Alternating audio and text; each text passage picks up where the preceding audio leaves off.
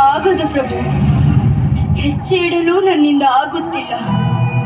ನನ್ನಲ್ಲಿರುವ ಶಕ್ತಿ ಎಲ್ಲ ಉಡುಗಿ ಹೋಗಿದೆ. ಕುಂತಿ ಸುತ ವಾಯುಪುತ್ರ, 100 ಆನೆಗಳ ಬಲವಿರುವ ಮಹಾಪರಾಕ್ರಮಿ, ಮುಷ್ಟಿಯಲ್ಲೇ ಪರ್ವತಗಳನ್ನು ಚಿತ್ರಗೊಳಿಸುವ ಮಹಾವೀರ ಭೀಮಸೇನನ ಬಾಯಿಯಲ್ಲಿ ಆಯಾಸದ ಮಾತುಗಳೇ ಪ್ರಭು.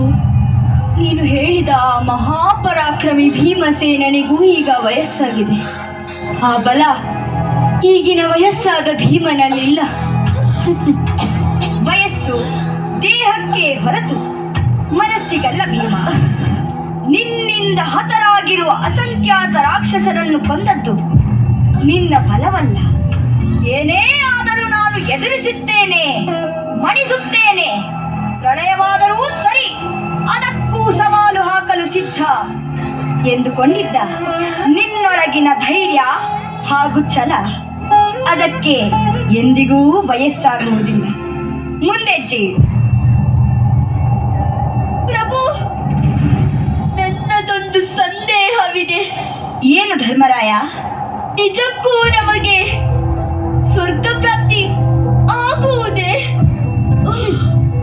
ಜೀವನದ ಕಡೆಯ ಕ್ಷಣಗಳಲ್ಲಿ ಇಂತಹ ಅನುಮಾನ ನಿನಗೇಕೆ ಬಂತು ಧರ್ಮನಂದನ?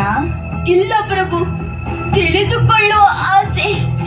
ಏಕೆಂದರೆ ನಮ್ಮ ಇಡೀ ಜೀವನದ ಆಯುಷ್ಯವನ್ನು ರಾಜ್ಯ ಅಧಿಕಾರದ ಆಸೆ, ಅದನ್ನು ಪಡೆಯುವ ಸಲುವಾಗಿ ನಾವು ಮಾಡಿದ ಯುದ್ಧಗಳು ಲಕ್ಷಾಂತರ ಮಯಕರ ಮಾರಣ ಹೋಮ ರಕ್ತಪಾತವೇ ಆಗಿ ಹೋಯಿತು. ಇಷ್ಟೆಲ್ಲ ಕರ್ಮಗಳನ್ನು ಮಾಡಿರುವ ನಮಗೆ ಸ್ವರ್ಗ ಪ್ರಾಪ್ತಿ ಆಗುವುದೇ? ನೀನೇ ಹೇಳಿದೆಯಲ್ಲ, ಇದು ಕರ್ಮವೆಂದು. ಹುಟ್ಟಿದ ಪ್ರತಿಯೊಬ್ಬ ವ್ಯಕ್ತಿಯು ಇಲ್ಲಿಗೆ ಬರುವುದೇ ತನ್ನ ಕರ್ಮವನ್ನು ಪೂರೈಸುವುದಕ್ಕೆ. ಅದರ ಯೋಚನೆಯಲ್ಲೇ ತನ್ನ ಜೀವನವನ್ನು ಕಳೆಯುತ್ತಾನೆ ವಿನಃ ಒಳಿತು ಯಾವುದು, ಕೆಡುಕು ಯಾವುದು ಎಂದು ಯೋಚಿಸುವುದಿಲ್ಲ. ಏಕೆಂದರೆ ಅದಕ್ಕೆ ಕಾರಣ ಅವನೊಳಗಿರುವ ಆಸೆ. ಆಸೆ ಪಡುವುದು ತಪ್ಪೇ ಪರಮಾತ್ಮ?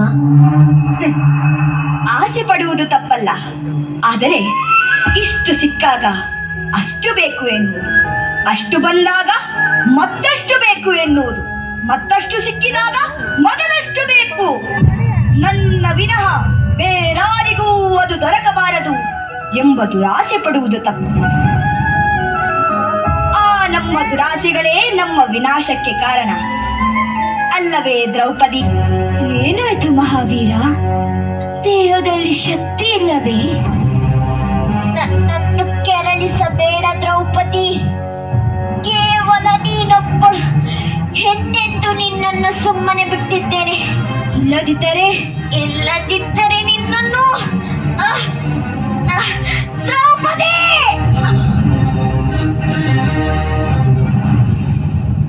ಈ ನಿಮ್ಮ ಸಣ್ಣ ಸಣ್ಣ ಕಲಹಗಳ ಫಲವೇ ನಿಮ್ಮನ್ನು ವಿನಾಶದೆಡೆಗೆ ಕರೆದೊಯ್ಯುತ್ತವೆ. ಈಗಲಾದರೂ ಇದನ್ನು ಬಿಟ್ಟು ಬಿಡಿ. ನಾವೀಗ ಸ್ವರ್ಗಾರೋಹಣ ಪರ್ವತದ ಸನಿಹದಲ್ಲಿದ್ದೇವೆ. ಇನ್ನು ಸ್ವಲ್ಪ ದೂರ ನಡೆದರೆ ಸದ್ಗತಿಯ ಹಾದಿಯನ್ನೇ ತಲುಪುತ್ತೇವೆ. ನಡೆಯಿರಿ ಅರ್ಜುನ.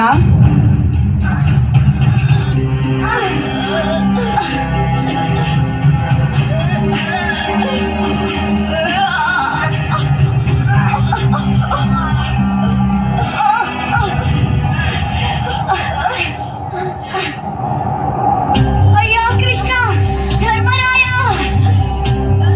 ಅರ್ಜುನ, ಭೀಮ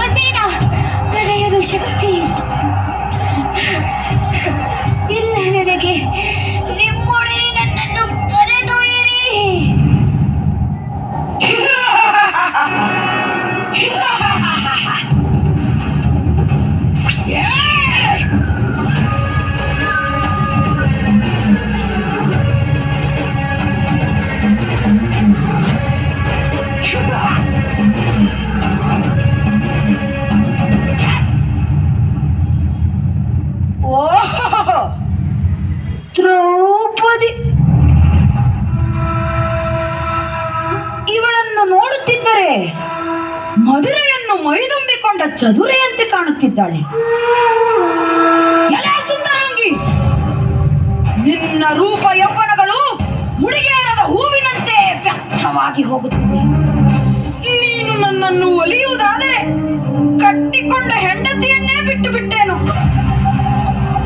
ನಿನಗೆ ಪೀತಾಂಬರಗಳನ್ನ ಉಡಿಸಿ ದಿವ್ಯಾಂಬರಗಳನ್ನ ತೊಡಿಸಿ ಈ ತಿಮಿರಾಸುರನ ಅರಮನೆಯ ಅಂತಃಪುರದ ಸುಪ್ಪತ್ತಿಗೆಯಲ್ಲಿ ನಿನ್ನ ಕೂರಿಸಿ ನಿನ್ನ ದಾಸನಾಗುವೆ. ನನ್ನ ತೆಕ್ಕೆಗೆ ಬಾ ಸುಂದರಿ. ಅಯ್ಯ ತಿಮಿರಾಸುರ, ನೀನು ಬಯಸಬಾರದನ್ನು ಬಯಸುತ್ತಿರುವೆ. ನಾನು ಬೇರೆಯವರ ಪತ್ನಿಯಾಗಿರುವೆ. ಪರರ ಪತ್ನಿಯನ್ನು ಅಪೇಕ್ಷಿಸಬಾರದು. ಕಾಮಾತುರನಾಗಿ ಲಜ್ಜಾಹೀನನಾಗಿ ನಡೆದುಕೊಂಡರೆ ನಿನ್ನ ಪ್ರಾಣಕ್ಕೆ ಕಂಟಕ ಬರುವುದು. ನನಗೆ 5 ಮಂದಿ ಗಂಧರ್ವ ಪತಿಗಳಿದ್ದಾರೆ. ಅವರೊಡನೆ ಇಷ್ಟು